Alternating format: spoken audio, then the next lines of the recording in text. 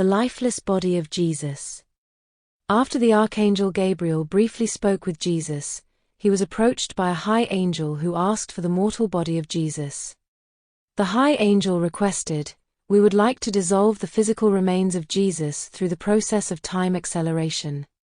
It is enough that we have seen our sovereign die on a cross. We wish to spare the heavenly hosts the painful memory of the slow decay of his human form.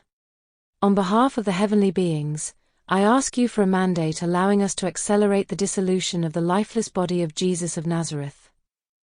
After the Archangel Gabriel consulted with an angel known on your earth as the Most High, they gave permission to this angel to deal with the physical remains of Jesus. The lifeless body of Jesus was an ordinary natural body. It was large and heavy, it could not be removed from the grave unnoticed. With the help of certain spiritual assisting beings who were able to move physical matter, they rolled aside the stones that lay in front of the entrance. The largest of these two stones was a colossal, round boulder.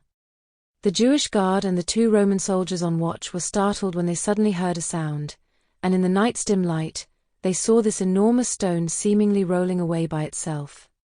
They stood motionless for a moment, but as the rock continued to move, they were gripped by fear, and with screams, they awakened their sleeping comrades.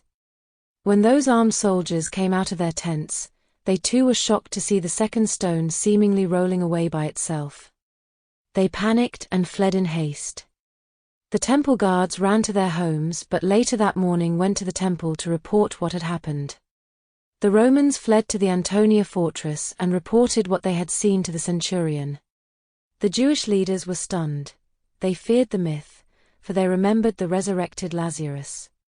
But they composed themselves and encouraged each other to act decisively now that they were faced with this embarrassing situation. To resolve the situation, they resorted to bribing the guards and the Roman soldiers. Instead of punishing the guards who had abandoned their post, they rewarded them.